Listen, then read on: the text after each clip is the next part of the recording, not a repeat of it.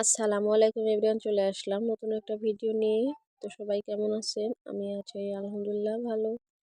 তো আজকে আমি একটু অন্যরকম ভাবে ছোলাটা ভুনা করে নিলাম। তো সম্পূর্ণ ভিডিওটি সঙ্গে থাকবেন, দয়া করে দেখলেই বুঝতে পারবেন যে কিভাবে একটু স্পেশাল করে রান্না করলাম ছোলাটা। তো এখানে হচ্ছে ছোলাটা আমি আগে থেকেই সেদ্ধ করে রেখে দিয়েছিলাম। আর এখানে একটা আলু কেটে নিয়েছি, দেখতেই পারতেছেন। আর এখানে ছোলার জন্য নিয়ে নিয়েছি মরিচ আর পেঁয়াজ কেটে। আর এখানে একটু চিকেন নিয়ে নিয়েছি, একবারে ছোট ছোট করে কেটে নিয়েছি। তো আজকে আমি চিকেনটা দিয়েই ছোলা রান্না করব। তো চিকেন দিয়ে কিন্তু আমরা অনেক রকম রেসিপি করে থাকি, তো ছোলা দিয়ে কিন্তু এভাবে খুব কমই রান্না করা হয়। তো আমি আজকে একটু চেষ্টা করলাম, দেখি চিকেন দিয়ে ছোলা রান্না করি। তো যাই হোক, এখন হচ্ছে সাদা তেল নিয়ে নিলাম, সয়াবিন তেল পরিমাণ মতো। তো তেলটা নিয়ে গরম করে আমি হচ্ছে পেঁয়াজ আর মরিচটা দিয়ে দিয়েছি। আর এখন হচ্ছে এটা একটু হালকা করে ভেজে নেব। তো প্রিয় আপু ভাইয়ারা, যে যেখান থেকে ভিডিওটি দেখা শুরু করেছেন, দয়া করে সম্পূর্ণ ভিডিওটি লাইক দিয়ে দেখে যাবেন। আর যদি ভালো লাগে তাহলে অবশ্যই কমেন্টে জানাবেন। তো এখানে হচ্ছে আমি মরিচ পেঁয়াজটা একটু হালকা ভেজে তারপরে হচ্ছে চিকেনটা দিয়ে দিলাম। তো চিকেনটা আমি হচ্ছে এটার সঙ্গে আগে দিয়ে দিলাম যাতে একটু ভাজা ভাজা হয়। তো দেখুন চিকেনটা কিন্তু একটু কালারটা চেঞ্জ হয়ে গেছে, ছাড়া ছাড়া হয়ে গেছে। তো আমি খুন্তি দিয়ে আরও একটু ভালো করে একটু ভেঙে ভেঙে নিচ্ছি, তাহলে সমস্ত মানে ছোলা বুটের সঙ্গে মিশে যাবে। এই জন্য এখানে স্বাদের জন্য দিয়ে দিলাম পরিমাণ মতো লবণ। তো লবণটা দিয়ে আমি হচ্ছে আবারও চিকেন আর পেঁয়াজ মরিচটা ভালো করে একটু ভেজে নিচ্ছি।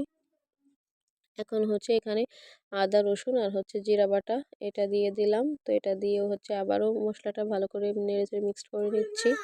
আর এটার জন্য তো এখানে কিন্তু আমি সুন্দরভাবে মশলাটাকে একটু ভেজে নিচ্ছি।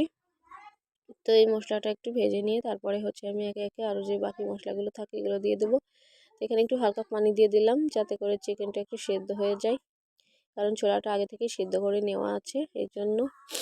তো প্রিয় আপুরা, যদি কেউ নতুন প্রথমবার আমার ভিডিও দেখেন, আমার চ্যানেলে ভিজিট করেন, তাহলে রিকোয়েস্ট থাকবে অবশ্যই আমার চ্যানেলটা সাবস্ক্রাইব করে পাশে থাকবেন। এখানে দিয়ে দিলাম ধনিয়ার গুঁড়া আর হচ্ছে হলুদের গুঁড়া, আর একটু পরিমাণে দিয়ে দেবো হচ্ছে মরিচের গুঁড়া। তো ঝাল একটু কমই দিচ্ছি, কারণ সারাদিন রোজা রেখে কিন্তু অতটা ঝাল খেলে অবশ্যই অ্যাসিডিটির সমস্যা হতে পারে এই জন্য। তারপরেও কিন্তু ঝালটা বেশ একেবারে কমও হয়নি। এদিকে কাঁচামরিচ শুকনো মরিচ দিয়ে দিয়েছি, আর এখানে তেজপাতা দিয়ে দিয়েছিলাম।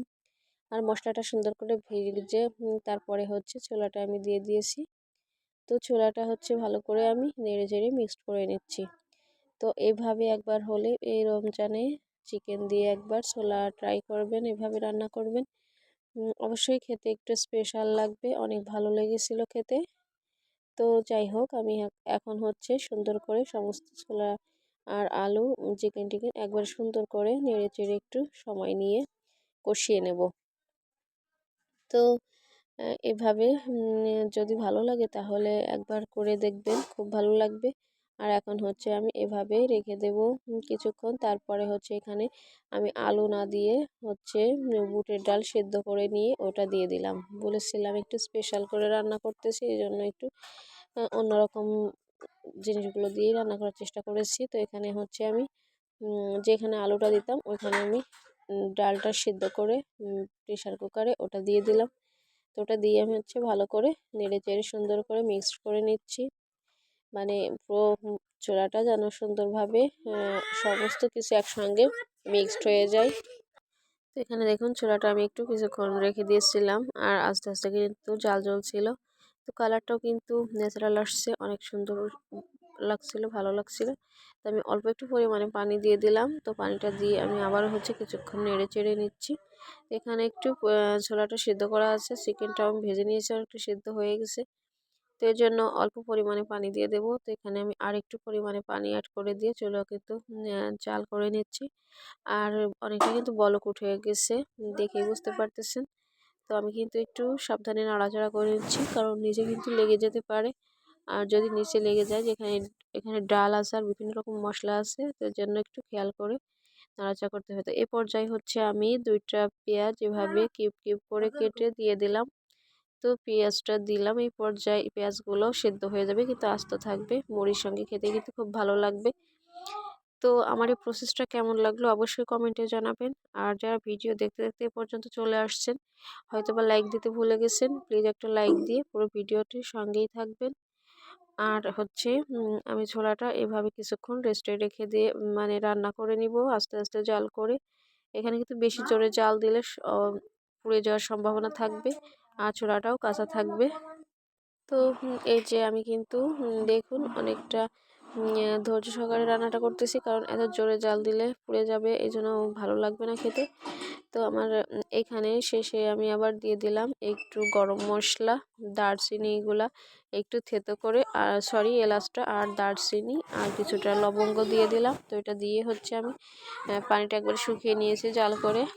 আর আমার ছোলাটা কিন্তু রান্না অলরেডি হয়ে গেছে। তো এ পর্যায়ে হচ্ছে আমি ছোলাটা চুলা থেকে নামিয়ে পরিবেশন করে নেব। তো দেখুন কালারটা কিন্তু অনেক সুন্দর হয়েছিল। তো আজকের ভিডিও দেখার জন্য সবাইকে অসংখ্য ধন্যবাদ ও আমার পক্ষ থেকে রইল অনেক ভালোবাসা।